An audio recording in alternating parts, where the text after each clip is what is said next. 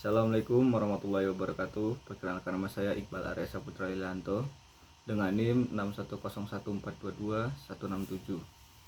Yang saya hormati Bapak Dr. Tommy Sunyoto SPD MPD. Yang saya hormati Dwi Tiga Putri SPD MPD.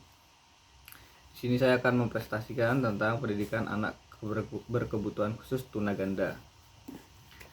Tunaganda merupakan gejala kombinasi kelemahan dan kerusakan beberapa fungsi seperti kombinasi lemah mental dengan kebutaan, lemah mental dengan cacat tubuh, dan lainnya yang menyebabkan mereka mengalami kesulitan dan kemampuan beradaptasi terhadap lingkungan, bertahan hidup, dan dalam proses belajar sebagai anak. Spesifikasi anak tunaganda. Anak tunaganda dan tuna majemuk tingkat ringan, misalnya tunanetra ringan dan tunarungu ringan. Kelompok ini masih bisa belajar dalam SD dan SLB. Yang selanjutnya adalah tunaganda majemuk tingkat sedang. Ini memiliki kemungkinan untuk tetap belajar di sekolah dasar ataupun SLB, tapi memiliki layanan khusus. Yang selanjutnya adalah anak tunaganda tuna majemuk tingkat berat atau sangat berat, misalnya buta atau sambil perawatan. Harus dilayani dengan kurikulum benar-benar khusus. Selanjutnya adalah beberapa penyebab anak terjadinya tunaganda. Yang pertama adalah faktor prenatal. Faktor prenatal mencakup semua yang terjadi selama kehamilan anak tersebut. Ini terjadi beberapa fase yang menyebabkan masalah pada kelahiran anak yang menyebabkan tunaganda. Kerusakan pada otak janin itu salah satu menjadi penyebab anak berkebutuhan khusus. Yang selanjutnya adalah kelainan genetik. Dan yang terakhir adalah infeksi selama kehamilan. Yang selanjutnya adalah gangguan metabolik yang diturunkan oleh orang tua dan diwariskan kepada anak tersebut. Selanjutnya adalah faktor lingkungan, di mana paparan terhadap toksin atau zat-zat yang tidak baik selama kehamilan.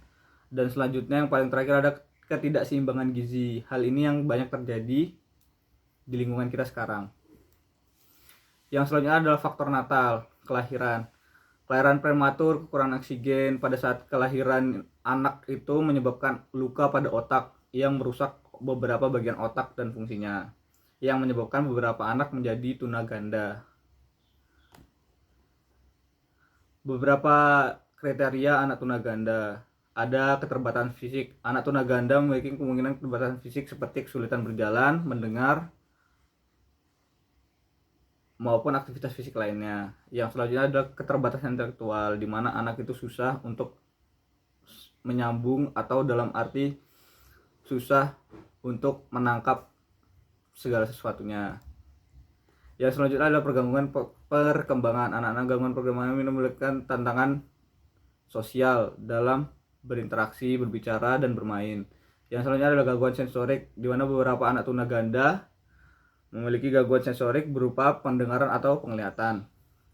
Yang terakhir adalah yang selanjutnya adalah masalah kesehatan mental.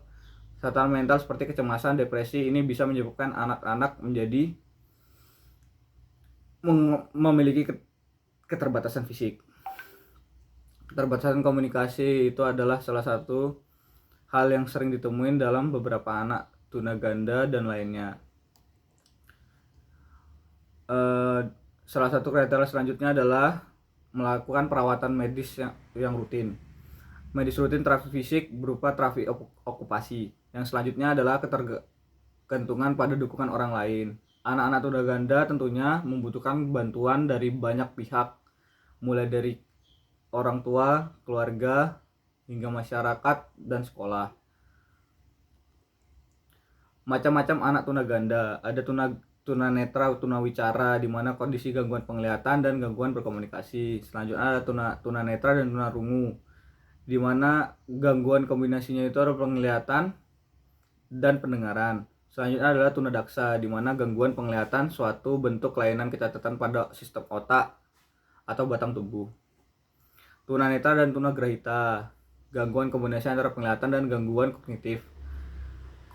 Terus tunanetra dan tunalaras, gangguan penglihatan dan gangguan pengendalian emosi dan sosial. Tunanetra plus kesulitan belajar khusus, di mana dia memiliki gangguan penglihatan dan gangguan pada otak, sulit untuk menerima, membaca, dan memahami kata-kata. Penanganan anak tunaganda.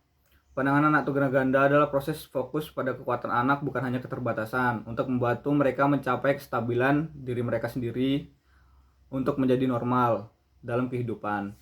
Penanganan anak-anak tunaganda ini mencakup beberapa bagian, yaitu penerimaan dan peran keluarga, selanjutnya adalah pendidikan khusus dan individual, selanjutnya adalah program terapi, dan terakhir adalah dukungan sosial dan masyarakat.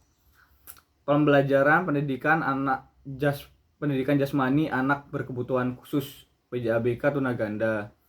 Pendidikan jasmani adaptif difokuskan pada perbaikan kemampuan fisik dan meminimal hambatan fisik pada anak yang memiliki keterbutuhan khusus tunaganda, dengan dilakukannya beberapa modifikasi menyesuaikan kurikulum, media pembelajaran, dan alat bantunya.